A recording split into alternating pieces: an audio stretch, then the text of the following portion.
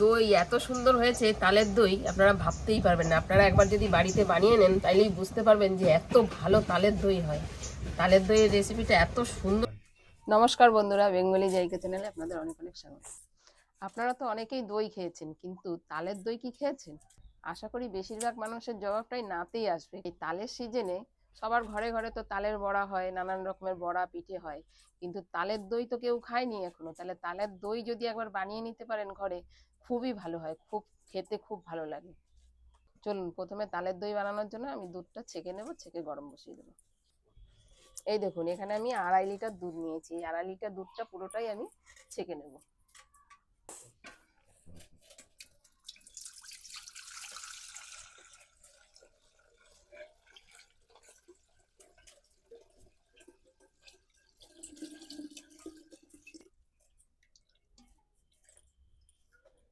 আমি 2.5 লিটার দুধ নিয়েছি। 2.5 লিটার যে আপনাদের নিতে হবে এমন কোনো কথা নেই, আপনারা যতটা বানাবেন ততটা পরিমাণেই দুধ নেবেন। চলুন, উনুনটা এবার ধরিয়ে দুধটা গরম বসিয়ে দেবো।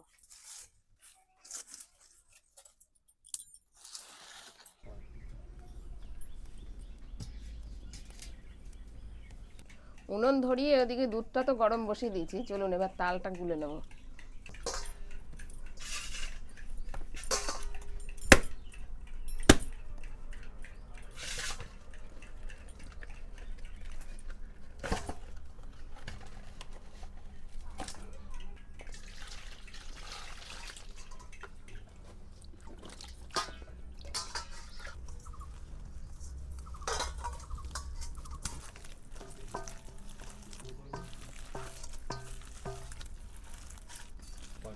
তালটা ধুয়ে ভালো করে ছাড়িয়ে নিয়েছি। আজকে 3টে আটি চটকাইনি, আজকে 2টো আটি নিয়েছি।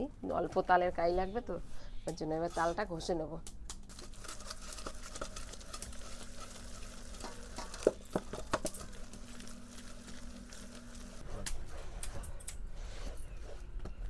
তাল আমার প্রায় ঘষাই হয়ে গেছে, ওদিকে দুধও উতলে গেছে।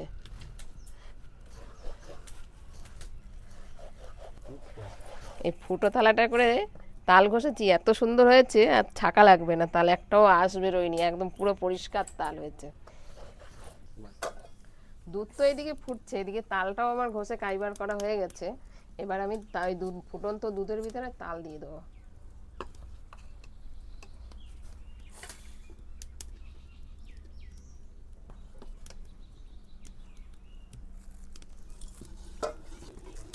তালটা দেওয়ার পরে খুব ভালো করে নাড়তে হবে, ঘাঁটতে থাকতেই হবে সময়। আর ফুটবে যখন, তখনই তালটা খুব ভালো করে মিশে যাবে।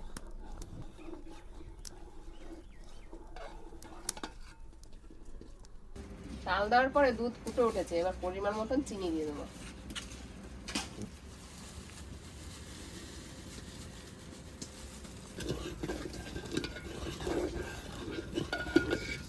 দেখুন, তালটা দেওয়ার পরে কালারটা কত সুন্দর এসছে, দেখেছেন?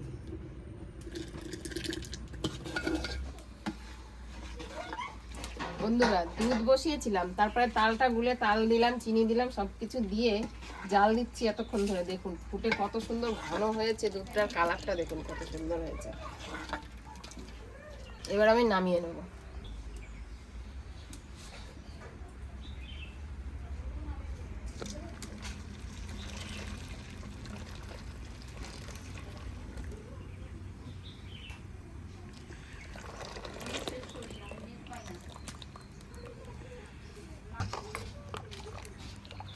দুধটা জাল দিতে দিতে কত ঘন হয়ে গেছে দেখুন। যত বেশি ঘন হবে তত খেতে স্বাদ হবে দইটা। আমি এবার এটা এরকম নাড়তে থাকবো, একটু ঠান্ডা হবে তারপরে আমি দই পাকাবো।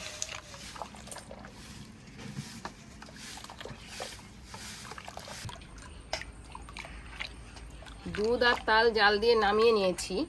এবার অনেকক্ষণ ধরে আমি ঘাঁটছি দুধটা ঠান্ডা হওয়ার জন্য, কিন্তু পুরো ঠান্ডা করিনি, মোটামুটি একটু উষ্ণ উষ্ণ গরম আছে। এই অবস্থাতেই আমি এবার দই পাতবো। এই দই বসানোর জন্য একটা মাটির হাঁড়ি নিয়ে নিয়েছি। এই হাঁড়িটার মধ্যে এবার টক দই দিয়ে দেবো।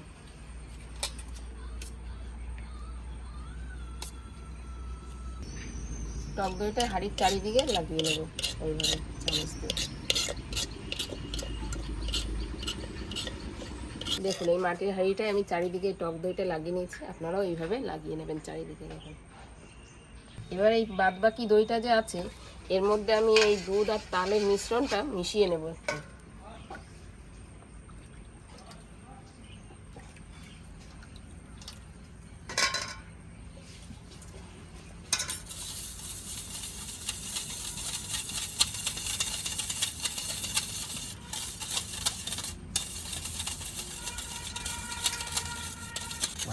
এটা খুব ভালো করে আমার মেশানো হয়ে গেছে।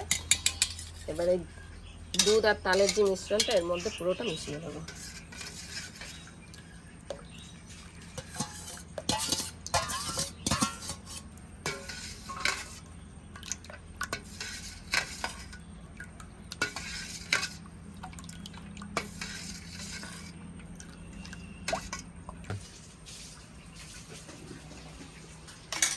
এই তালের দইয়ের মিশ্রণটা আমি মাটির হাঁড়ির মধ্যে ঢেলে দেবো পুরোটা।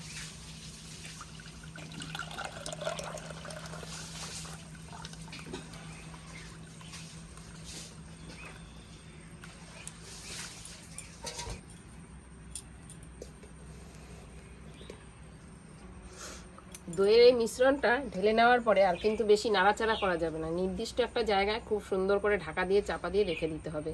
মোটামুটি 5 ঘন্টার মতো রাখতে হবে। 5 ঘন্টার মধ্যে খুব পরিপূর্ণ দই হয়ে যাবে, সুন্দর দই হয়ে যাবে। কিন্তু আরও বেশি যদি রাখতে পারেন আরও বেশি সুন্দর হবে দইটা। চলুন এবার ঢাকা দিয়ে একটা নির্দিষ্ট জায়গায় বসিয়ে রাখি দইটা।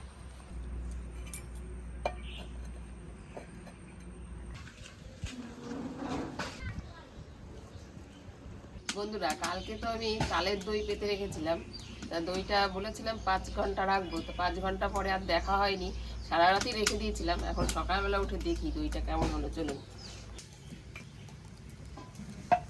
খুব সুন্দরভাবে দইটা জমে গেছে, দেখুন একদম তালের দই এত সুন্দরভাবে হয়েছে সে কল্পনা করার মতন না।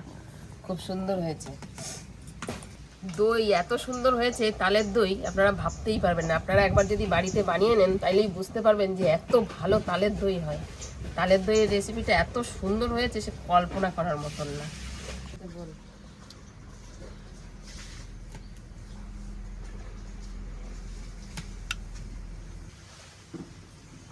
অনেক সুন্দর হয়েছে তালের দইটা খেতে।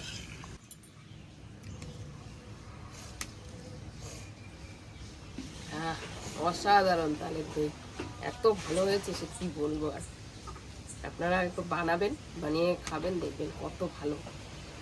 আপনারা একবার বাড়িতে ট্রাই করবেন, এরকম তালের দই খুব সুন্দর হয়। আর সুস্থ থাকবেন, ভালো থাকবেন, আমাদের ভিডিও দেখতে থাকবেন।